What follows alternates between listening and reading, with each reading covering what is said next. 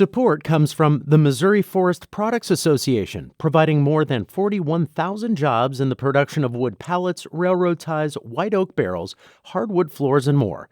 Details at choosewood.com. From St. Louis Public Radio. This is St. Louis on the Air. We have 34 cameras we deploy for 4 months out of the year, and anytime an animal walks in front of them, they're triggered to take a photo. St. Louis drew special recognition in this paper because we have the strongest correlation of all the cities surveyed, the strongest correlation between affluence and biodiversity. What does that mean? It reflects an inequity in folks' access to nature. I'm Sarah Fensky. In cities around the world, scientists have theorized about what they call the luxury effect.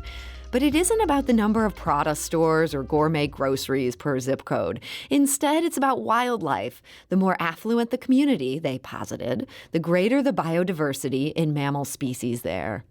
Seth Magley is director of the Urban Wildlife Information Network. He explained why researchers find the luxury effect worth studying. Now, the luxury effect specifically is something we've been interested in for a while because we know that animals don't just live in a city or not live in a city, right? They're attracted to certain neighborhoods, and there's all different kinds of things we can look at to try to understand what kinds of neighborhoods they live in. The luxury effect, though, is something that people have hypothesized for a lot of years that, well, maybe animals live in the wealthier neighborhoods because maybe there's more gardens or maybe there's more green space or something like that. And it had been tested here and there with different cities using different methods, but never in a way where you could look across a whole region like the United States and say, okay, yes, this is really happening, or no, it's really not. It was always kind of, oh, maybe it's here, maybe it's not there. We don't know why. So this study was very exciting because we finally had enough data to really address it across a really broad scale and see how strong is this luxury effect if it's even real. And that is Seth Magley, the first author on a new paper in Global Change Biology. That study looked at 20 cities around the U.S. and found a luxury effect in half of them. It actually found that St. Louis has the highest correlation between affluence and biodiversity. Seth Magley said it's highly unusual to see a study with this kind of breadth because it's unusual to see researchers in 20 cities all working together to understand urban wildlife. And I think it's really a testament to the fact that these issues are becoming more and more critical to people. We're more and more understanding that urban wildlife matters, right? They've been ignored. They've been completely disregarded by biologists for centuries. But slowly we're starting to realize that animals that live in cities are just as interesting and potentially just as valuable as species that live anywhere else. And so I've been really excited to be a part of this research that St. Louis is really a critical component of. And joining us now for more about what researchers found and how is Solny Adalsteinsson. She is a staff scientist at Washington University's Tyson Research Center, co-founder of the STL Wildlife Project, and a co-author on the Global Change Biology paper about the luxury effect. So Solny, welcome. Thank you so much. It's great to be here. So as Seth noted, this study involved a whole lot of people. What does it take to study something like this in 20 cities at once? Oh, yeah, it's an enormous effort. So like you said, we're one of 20 cities that were part of this, and the effort on the ground is enormous. Our local St. Louis Wildlife Project here, as you mentioned, I co-lead along with fantastic collaborators, Beth Bureau, who works at Tyson Research Center with me, and Whitney Anthony Sami, who's a professor at the University of Health Sciences and Pharmacy. The three of us got this going back in 2018 with support of lots of local partners. We've been using trail cameras, basically, to sample wildlife all across the metro region. So what that actually looks like on the ground is we have 34 cameras located from the Arch grounds downtown all the way out, if you basically draw a straight line out to Route 66 State Park. We have 34 cameras we deploy for 4 months out of the year, and anytime an animal walks in front of them, they're triggered to take a photo. And then we involve lots of volunteers, both students and folks from the community to actually go through those images and figure out what is in them, what species they are, and kind of what they're doing. And so all that data has been collected for a few years now, and we were able to contribute all of that wealth of information to this study. So I have to ask, what are some of the species that you found? Of course you got squirrels, but what else are you finding here? So many squirrels, yep. Lots of squirrels, but a pretty decent variety of species are found all across the urbanization gradient here. So we see plenty of coyotes, red foxes, raccoons, opossums. Some further out on towards the more rural side of the transect, we'll see bobcats, even gray foxes and armadillos, of course, deer. The list goes on. Wow. So a lot of biodiversity out there. And St. Louis drew special recognition in this paper because we have the strongest correlation of all the cities surveyed, the strongest correlation between affluence and biodiversity. What does that mean? Right. For one thing, it's not something we should be proud of here. Basically, that means in the study that we looked at affluence in terms of the median income in an area and then related that to how many different mammal species were found at that camera location in that neighborhood. And so we're seeing that the wealthier areas had more diversity present. And so what that means overall is it, I think, reflects one of the big inequities, one of many inequities across our region. And in this case, it reflects an inequity in folks' access to nature, right? So if there are more species in your community, it seems to be related to the income there. And therefore, it's distributed unequally. So the bigger point, I certainly get what you're saying there, and I can see how this isn't a good thing. But I got to say, every time I go visit my parents in the suburbs, deer are just terrorizing them. My dad is he's apoplectic that the deer keep eating everything in their yard and they're everywhere and, they're hitting cars left and right. I'm happy to live in a more dense urban neighborhood where I don't have to worry about that. Isn't there maybe some good in not having some of these close wildlife encounters? There can be negative human-wildlife encounters for sure.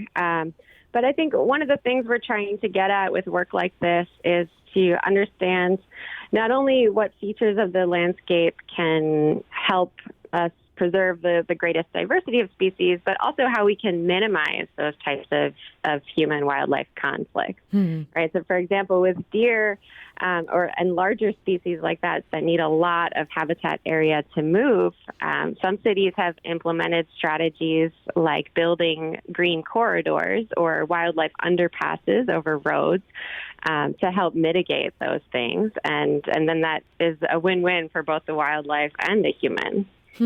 So what you're finding here is almost a starting point where there's policy recommendations or planning recommendations could come out of this. Right, exactly. That's what we're hoping to get to eventually. I mean, as Seth said in the beginning, this study was enormous in its scope and ability to identify and study these broad-scale patterns. But there's a lot more to dig into here. And one of the big goals in the long term is trying to figure out what kinds of policy recommendations we can make and hopefully to work more with urban planners and folks who have an influence on making those kind of decisions on the ground about our neighborhoods and our parks and how they are structured. So I also find myself thinking about the areas that you looked at in this. Basically, you're looking at the central corridor of the city and then, headed down the highway as things get progressively suburban and then more rural. And I wonder if you would have gotten a different result if instead of the central corridor, if you went to, say, North St. Louis, which is not nearly as densely populated these days, but is also not affluent at all. Have you considered maybe expanding this? I'm curious, what kind of results you'd get if you looked that way. Yeah, that is an excellent point and something that my collaborators and I have been thinking about a lot, especially in terms of the results of this study. So actually right now we're in the process of trying to connect with new neighborhoods and land managers throughout the region. And we're hoping to expand to have, more of these transects or sampling areas represent more of the region. We're hoping to connect with folks who want us to do this work and maybe have an interest in helping us figure out how, forces shaping these inequities across our city may affect people's access to nature and ecosystem services. Our biggest priority area, as you pinpointed, is building a new transect that sort of moves north into North County. And little by little, we're hoping to get there with community input and support. And so far, we've just added one new site, which is in the College Hill neighborhood. And we've been working with residents there and the Green City Coalition to make that happen. That's very cool. And so this, you were doing this 34 different cameras, tracking this for quite a few years. Does that work continue now, even though this study's been published? Yes, it does. And we're able to gather data to do our own studies locally, as well as contribute to other studies that are network-wide, like the one that was just published. We have actually cameras out right now, and we're hoping to continue this as long as we can. Well, Seth Magley, who we heard from earlier, he again is the lead author on the study that ran in Global Change Biology. He said this about what he hopes comes out of this study and its findings. I think that when you can understand why certain animals can do well in some neighborhoods and not others, it gives you a lot of power. If you can combine your efforts, for example, with people like urban planners and landscape architects, then you can start to create what we think of as a blueprint for wildlife-inclusive cities. So if we see some species in this example that are more common in wealthier neighborhoods, we can do a little bit of a deeper dive and say, okay, why is it? What is it about those neighborhoods that creates a situation for those species? And then I think more critically, we can ask the question, do we want more of that species? Is it something that we want to encourage, that we want to conserve and encourage to live in cities? Or maybe is it something we don't? Maybe is it a nuisance species and we want to do the opposite? We want to try to create the kind of neighborhoods that aren't attractive to that species. In this way, we have power to really be active about what kind of wildlife we want to curate into our cities and not just sort of sit back and see what shows up. And that, again, is Seth Magley, the director of the Urban Wildlife Information Network. Solny, in terms of that deeper dive that he talked about that might be possible coming from this data, is there anything that you'd point to in the St. Louis data where it's like, yeah, this is something that we may want to drill down on going forward? Definitely. That's something we've started to do already, especially in relation to the luxury effect. We've actually been working with an undergraduate student through our Tyson Fellowship program, who has been digging into that relationship between wealth and biodiversity, and actually discovered a fairly strong negative relationship between wealth and impervious surface along the area we sampled, meaning, and by impervious surface, I mean like roads or areas that are paved over. So actually, the wealthier areas in our region, in the spot where we sampled, tend to have more unpaved areas, more green space, and we're finding this is the case both within the city and out in the county. So that's just one example of the kinds of things we're trying to drill into to understand the mechanisms behind this relationship. But yeah, we're hoping to bring in more collaborators who work maybe more on the sociology and the political side of the system to better understand some of the social impacts of this kind of work. And thinking about your 34 cameras, I guess maybe 35 now, because you've added ones in the College Hill neighborhood in North St. Louis. As they're out there capturing wildlife, have you also captured a lot of just cats running around, feral cats?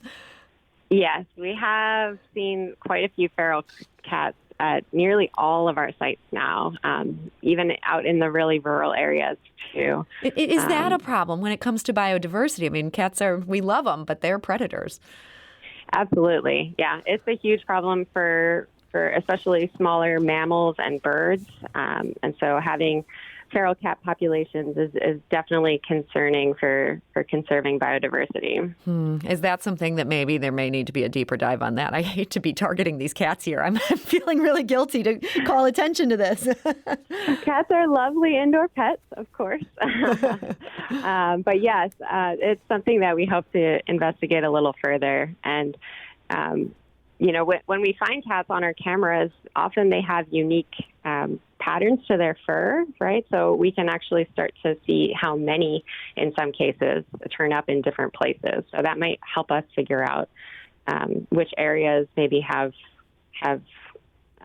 bigger problems for biodiversity. Wow, so there's so much interesting data here. I imagine you're going to be busy for years getting your head around everything you've got there, and how exciting to have that. So, Solny Adalsteinsson, thank you so much for joining us today. Thank you. It was my pleasure.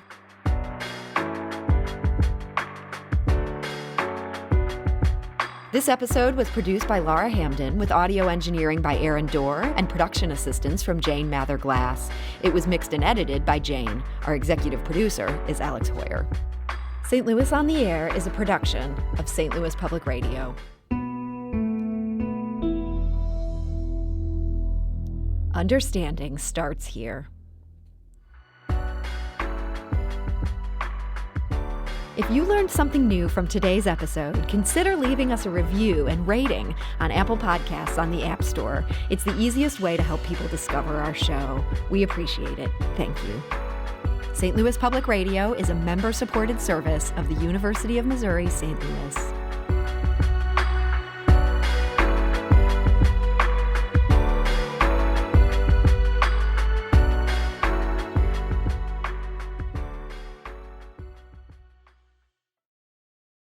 Support comes from the Missouri Forest Products Association. Missouri produces wood pallets, railroad ties, white oak barrels, hardwood floors, and more. Details on the variety of products made in the state are at choosewood.com.